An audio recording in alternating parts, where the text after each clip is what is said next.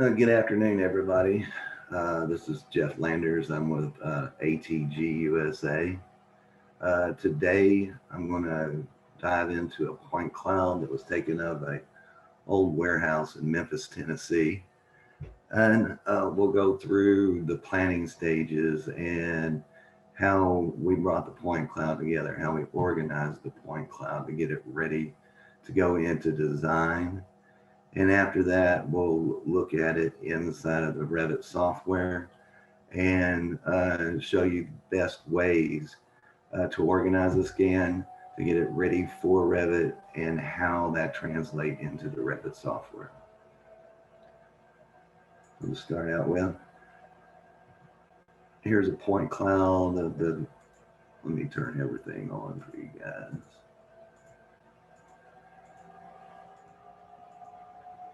Of a warehouse. This is in Memphis, Tennessee.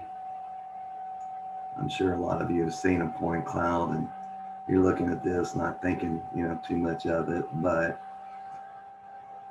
Hey, Jeff. Yes. Could you try sharing your screen one more time? It looks like it hasn't pulled up yet. It hasn't? Okay. Let me go back in. Can you see it now? Perfect. Perfect. Sorry about that, folks. But anyway, here's our warehouse in Memphis, Tennessee. And as you can see, this is the exterior. I just want to go in and show you that how much detail you can see with this point cloud. And in planning this, we knew a little bit about the building, where we sent some interior pictures. We knew it was 3 stories with a basement below, and our main concern was the structure of the building, which this particular building has a wood structure with a masonry veneer on it. We'll take a little tour inside just to go take a look around.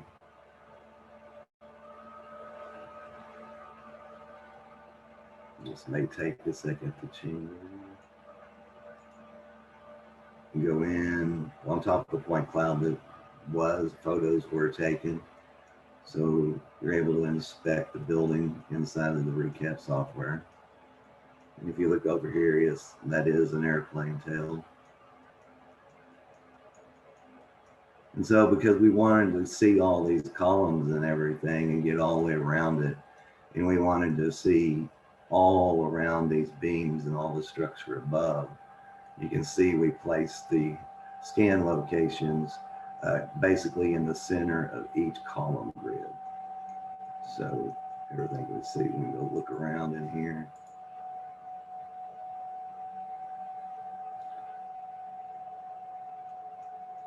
Just give us a general idea of what the building is like. We can pop up to the 2nd floor and get familiar with it.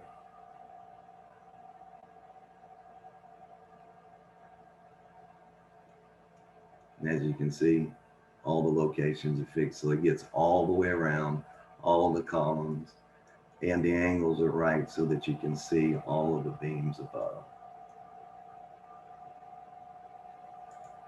And we'll just go up to the roof and take a look around up there for just a second.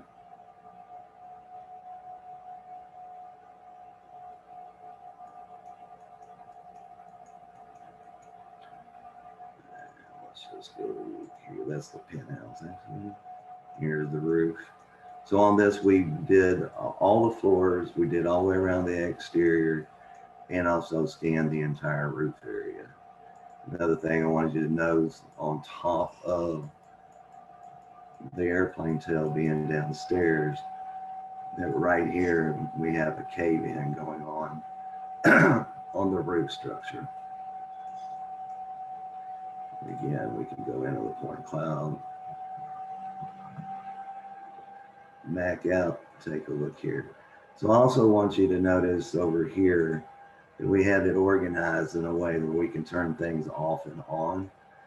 This is very important when we go to design, because the workflow that we use takes this same file organization and moves it into Revit so it can be used there. So as you can see here, I can go take the roof off. I can take the exterior out, go ahead and take the basement. We'll leave the second floor on, and we can get this down to where all we're seeing is the second floor. Easier to see inside of it. You can use the limit box and go in and just look inside of it here.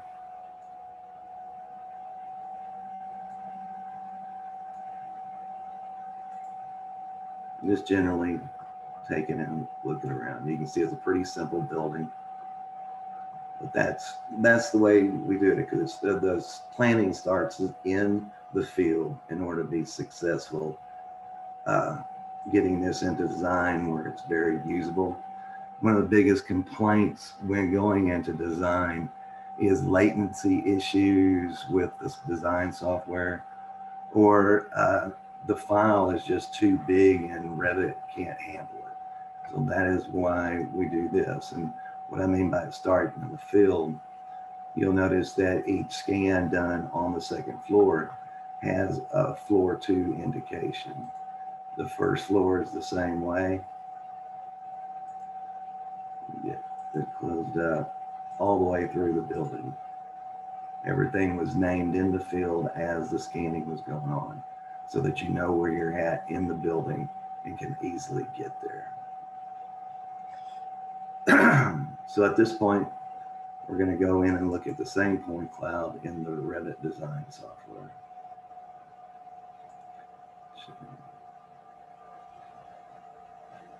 And we have a question of how many scan locations for this building and how many data points. That's a good question, because let me go back in here.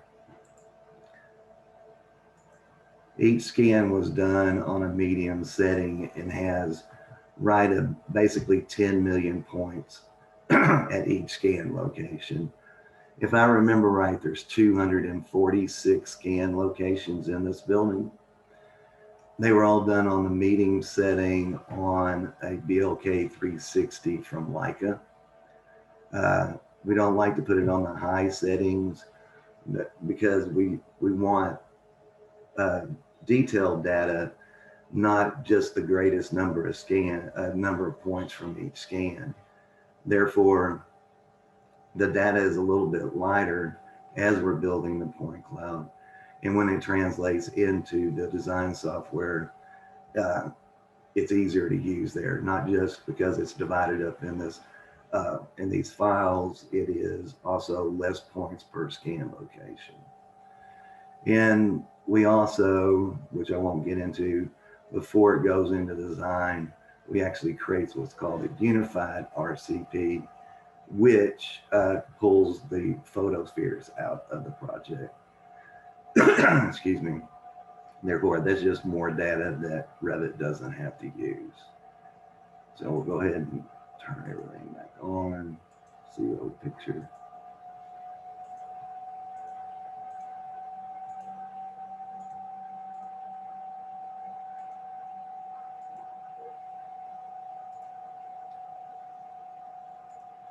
So if I go into Revit, you see the same scan in there.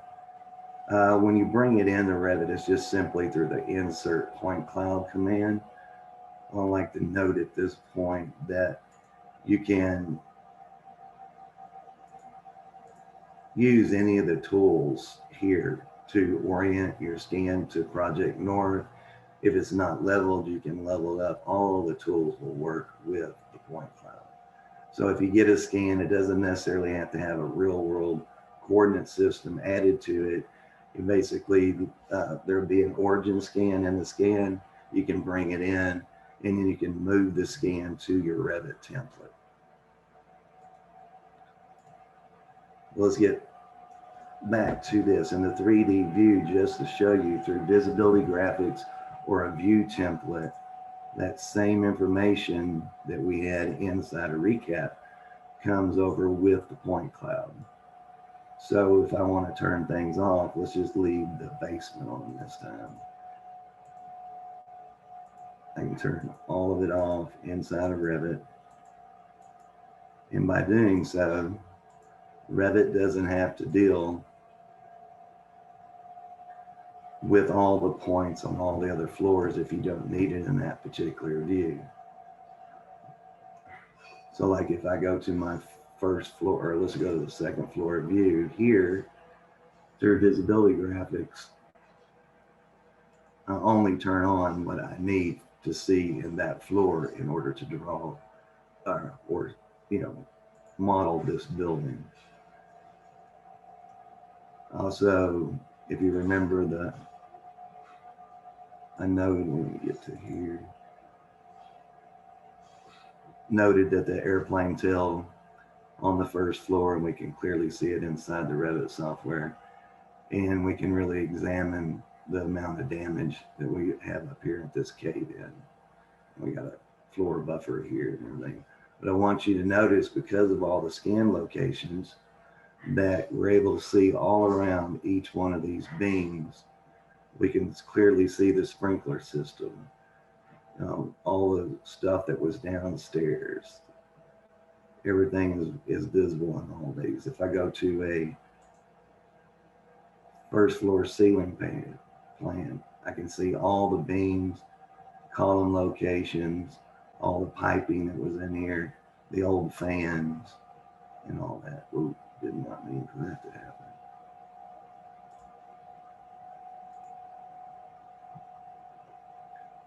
Bring it in. So I also like that, because what you can do, like I said before, is if you select the link, you can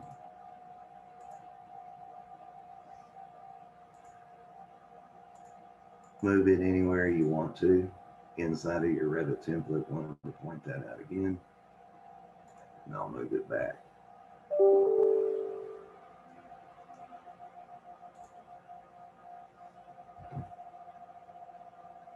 So I know that was short and sweet, and I am open for any questions or anything. I do want to show you that once it's inside of Revit, that Revit actually recognizes the point cloud. So if I was wanting to draw a wall along this wall here, make sure that that's set up, that Revit will actually snap to the point cloud and allow you to draw the walls in place. This one's the wrong size, but as you can see, it is. And that works with windows, doors, any element inside of Revit will snap to the point cloud.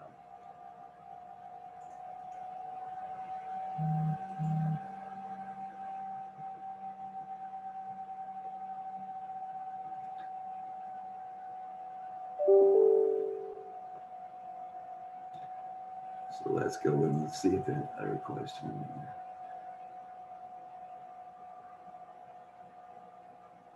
All right, so the question is, how do you align your point cloud to Revit, in Revit, to Revit levels, grid lines, etc.? So let's just go show you how we do that. All right, so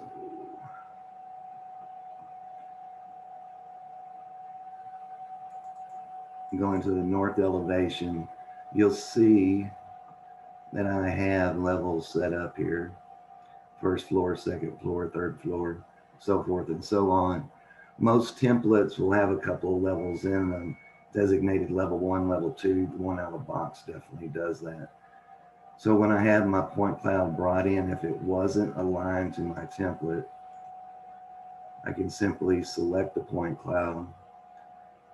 I'll go ahead and use my move command, and I'll just move it down to where it's not lined up anymore. And basically what I would do, select, use the move command, come up here and find the top of my first floor, snap it here, and just bring it up to my first floor level, and that brings it. Let's say that it wasn't level, I can do the same thing. I can select the point cloud, use my rotate place command, and I can rotate the point cloud any way I want to rotate it. So you can use all of the tools inside of Revit in order to align it. So if you were wanting to align it to Project North, and what happened here?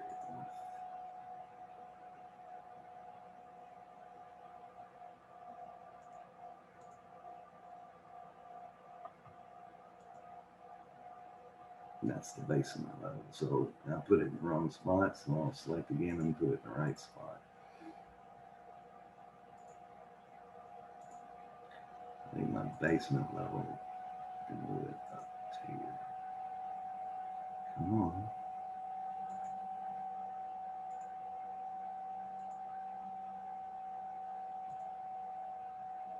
Now,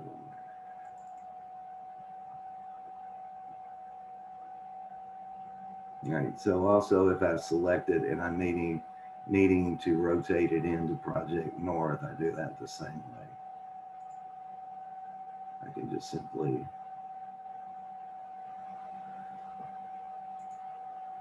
and rotate it in.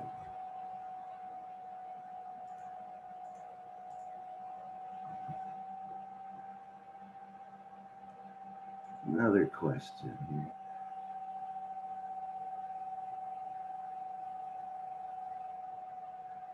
Another question is how did you get such clarity in the section, not seeing things beyond the section cut plane? Because just like any section works, is whatever the depth of that section is. Let me go. Like this section is first floor. Trying to figure out why my section is not showing up. Always there.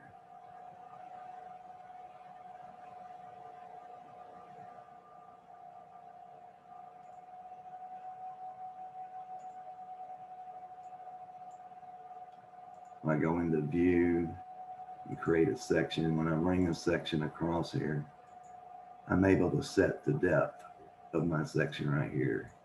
And that's how that's done.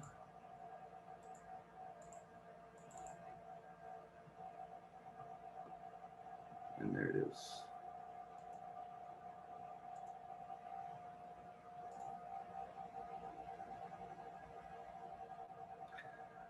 This question here, was the scan done in-house or did you hire someone else to do the scan? ATG offers scanning services. We did do this ourselves. And we have a scanning team that goes out, we do all the registration, and we do all the file organization in order to get it into Revit properly. And that thing still is not in the right spot.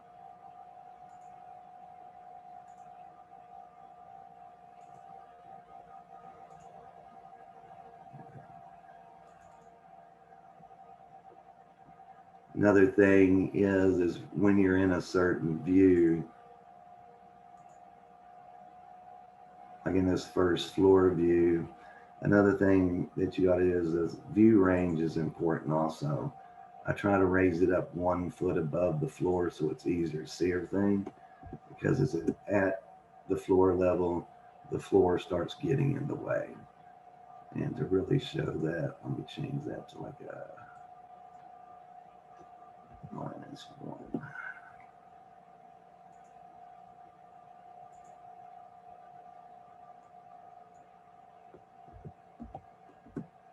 And you can see that the floor is in your way. So going in and doing any design work with a point cloud, you're going to want to start reverse engineering the building. So cutting your section views, getting your levels set up, everything else in order to assist you in seeing what's going on in the drawing.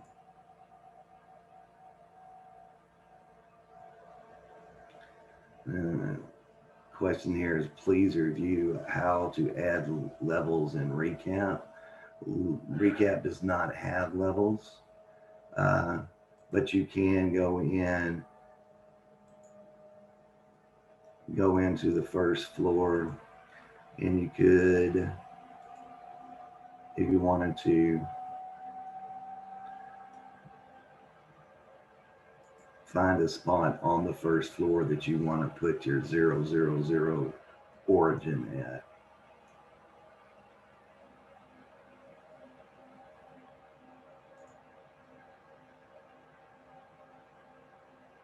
And it's as easy as just reset origin. I'm not going to do it. I'm just going to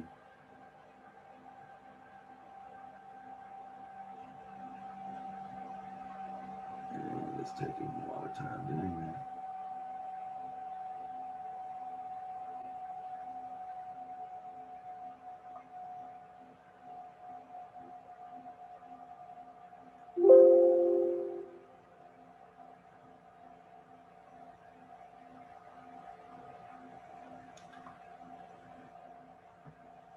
Was not expecting recap to freeze up on me, but in that command, I could have just simply looked around, found an origin point, selected it, and it would have moved that to 000. So like if you had a front door, middle of the front door or something that's going to be your origin point, you can change it to that.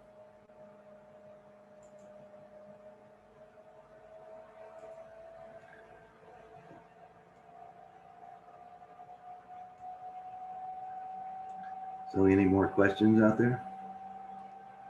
It looks like a couple came in through the chat.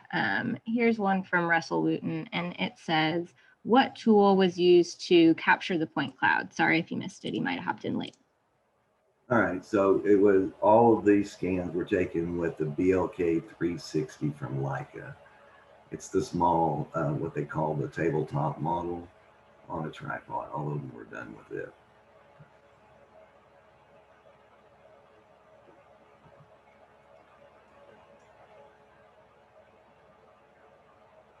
You said there was another question from the chat? Yeah, and then there's one from Lester that says, I was given the impression some Apple phones / pads have LiDAR built in with the photos. How do they relate to the point cloud we are being shown? Okay, hopefully this thing is finished. It is not. So basically, a LiDAR scan is a number of points, and that's the structure of the scan. So it shoots out the points, hits something, returns, measures it. On this one, it also takes photos. The photos do two things. They colorize the points, and that's why you're seeing so much clarity on the colorized point cloud. And secondly, it lays the picture over the structured scan in order to keep them in order to view, basically just to view. So you can create point clouds from photogrammetry, but in this case, the LiDAR scanner creates the points and then lays the photos over it.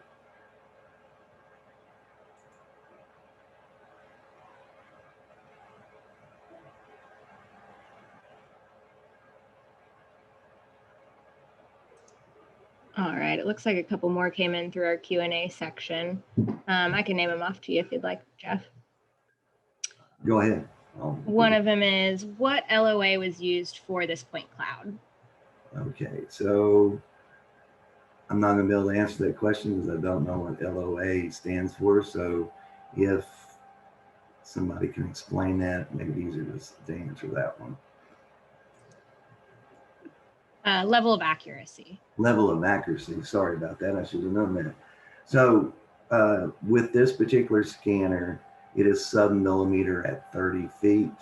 I like to put that in the terms that it's plus or minus a 32nd of an inch at 30 feet. You'll also notice that in this point cloud that all of the scans were taken within that 30 feet in order to maintain that accuracy. Great.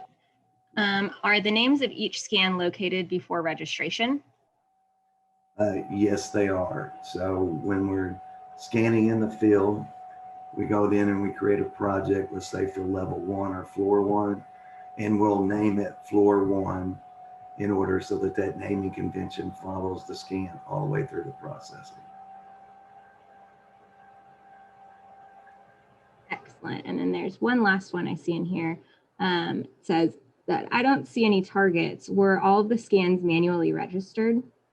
No, actually, we do targetless scanning. So especially in the vertical world, everything's a target. Light switch on a wall, uh, where two walls come together, all that. So when we go out there, those are our targets. But we also do our registration through the Recap Pro, and Recap Pro has a great automated registration tool. Once it does its things, we might have a little bit of cleanup.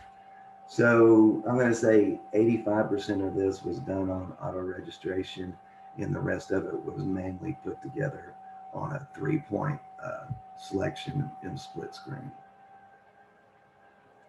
Follow up to that one. If you're not using targets, how do you connect the outside and inside of the building? So what we did to connect the outside to the inside, the outside was one project and the first floor was one project. And there was a scan actually right here in this front doorway, and another scan and an overhead door back here. And so we use those two scans that could see a scan outside to manually tie those together. And then in order to get from the basement to the roof on the interior, two of the projects were the two stairwells in, and the stairwells were used to stack the floors on top of each other.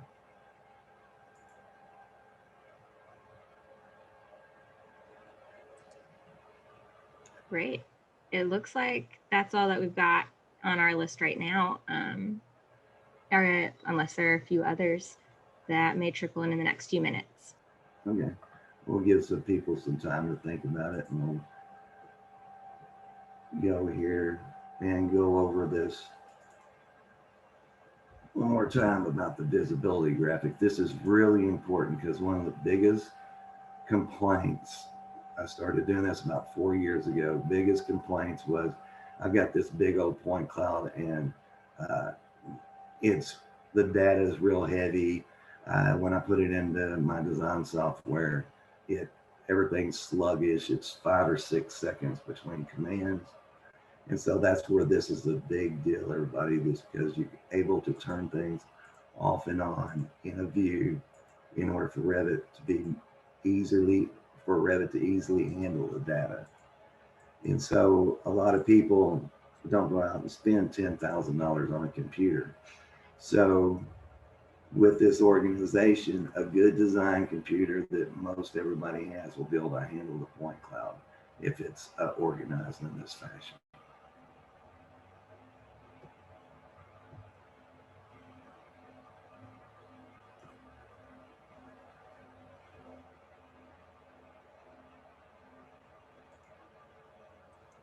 All right, we got a couple more that came through.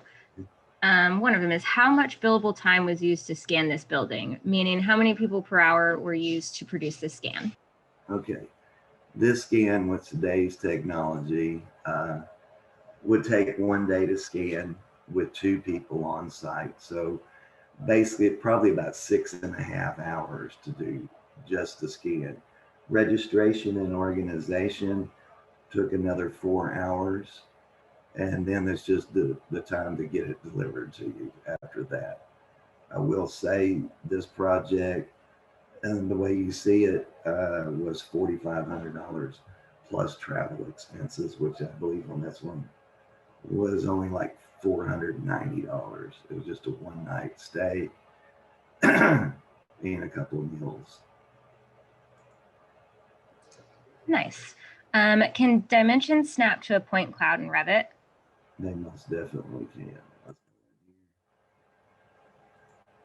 Now, your align dimensions here will not snap to it, but this guy will. So let's say you were going to create a wall thickness for this wall. I can easily measure across the point cloud and get my 1'7" and basically 1'7" and a 1/16. So it will measure there. Once you model it, you can use your align to measure there. As I'll show you, the line measurement will not snap to it. It'll only snap to Revit elements.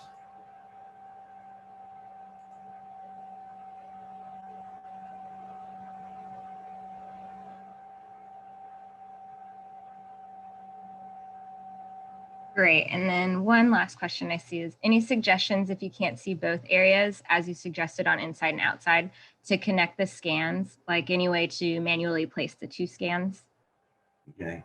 When it comes to scanning, it is line of sight. So therefore, uh, you have to be able to have 40% overlaps in order to do that. That's why we do the doorway scan. So it overlaps outside and inside. If you were to scan, you could create 2 different projects and insert both of them into your Revit project and manually align the scans together that way.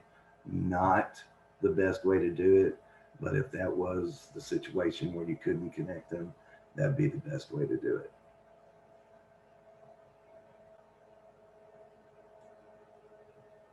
Great. I think that is all the questions that we have in our chat and our Q&A right now. Okay. All right. Well, I'll wait around a couple more minutes in case there are more. And